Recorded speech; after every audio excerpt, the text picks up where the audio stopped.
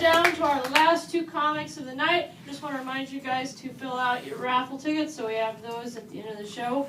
With that, I want to bring up this next guy. You've seen him on the web series Joe and Buzz. Please help me welcome the very funny Kobe Tolan!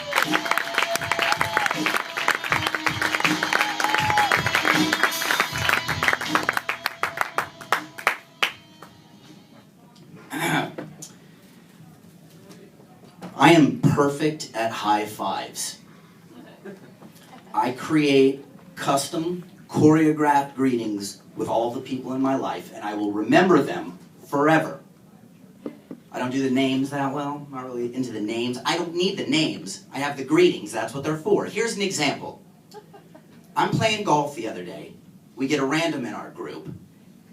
And this guy gets the first eagle of his entire life. Golfers, that's a big deal. So what am I going to do about it? Well, we lock eyes, and I throw down my golf club. I then sprint across the fairway. I don't jog. I'm coming in hot. He's getting a little intimidated right now. I do not care. I then do a cartwheel, and I stick it. I then jump up for a chest bump. We go in golf swing, low five, high five, hold it up at the top for a second, and then we flap it like an eagle. And that's our stuff. It's locked in forever. That's us. 2 years down the line, if I see this guy in the grocery store, I promise I'm not going to remember his name. But we will lock eyes, and I will smash my eggs on the ground. I will sprint down the aisle, do a cartwheel, stick it, jump chest bump, low high, and flap it. Forever, it's locked in. Here's another example. The security guard at my bank. Okay, he's an older gentleman, real kind eyes, sweetheart. You can get lost in those eyes if you want to. But he never gets to use his gun, ever. It's a sleepy little bank. There is no action in this bank.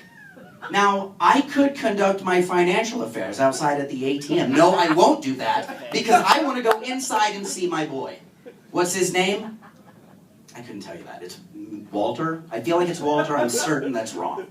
But what can I do to go inside and elevate this guy's day a little bit? Bring a little something to his day. Well, it goes something like this. I walk in and we lock eyes. And I pull down the burglar mask. We both reach for our piece.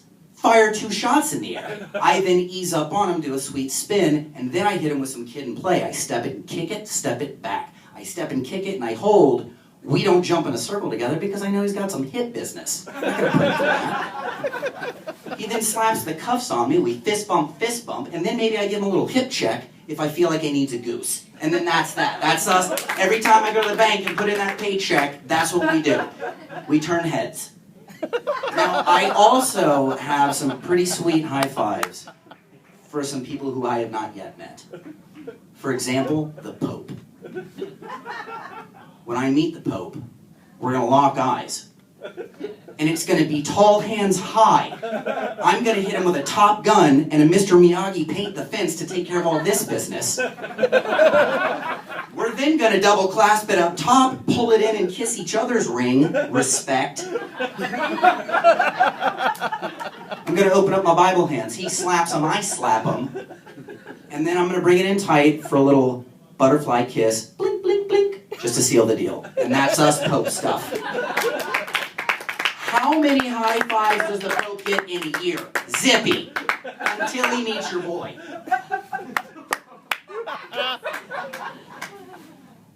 You guys familiar with the wonderful film Inception? You guys know this movie? It's, you got the dream, and then there's the dream within the dream. Within the dream, you can drop down the levels. Well, I have a friend who tells stories in this manner. And I promise that you do too. And anything to set him off. I'll just say, so hot today, wasn't it? And he'd be like, oh, you think today was hot? Did I ever tell you about my trip to Europe? I didn't tell you this story? It was like 9 years ago. I guess 9 years ago. I think it was 9 years ago because I had met my wife, but we weren't married yet. I told you how I met my wife, right? My college roommate. I mean, it was junior year. He introduced us. please tell me I've told you about my college roommate. This guy, he was a mess. Our apartment was disgusting. Our landlord hated us. Gus, our landlord, he's an 82-year-old guy. He lived in this townhouse. Was it a townhouse? I think it was a condo down the street from us. I used to drop rent off at his place all the time, and I'd go in there, and it was so cold, and there was all this weird crap on the walls. You know, Gus had this cat, and it was a blind cat. I think it was blind, like it somehow knew that I was there and would bite me. Like, I couldn't even tell you what that was all about. I will say this, though, I can't believe we got our security deposit back, you know? I mean, the one redeeming quality about my roommate was that he was an exceptional soccer player. I mean, this guy was varsity. We grew up playing soccer together, actually. We were on same club team, different high schools, rival, right? We beat him both times senior year, though. And it was all about bragging rights where I lived. Because he was from the rich part of town, and I was not. I was not from the rich part of town at all. In fact, the only family in my town that had money were the Furdicks. The Furdicks had this amazing pool, and we had all these parties. It was so much fun. Anyway, where am I? Long story short, stop it! Shut this down! Are you kidding me? Long story short, you know you're saying that because you know how long this story is getting, right? And just because you're saying long story short doesn't mean I'm going to get these 30 minutes back. It's ridiculous. That phrase is completely abused. The only time it's appropriate to say long story short is in front of a story that is in fact quite short. Hey Mom, it's me, listen. Long story short, you're going to be a grandma. That's long story short. That's how you use it. Now this guy's talking about a trip to Europe. That's a monster of a story by itself. That's a half hour right there. We're now down at Furtick's pool. We've dropped down to Furtick's pool. This half hour, this is years that we're before we get out of this story. Years.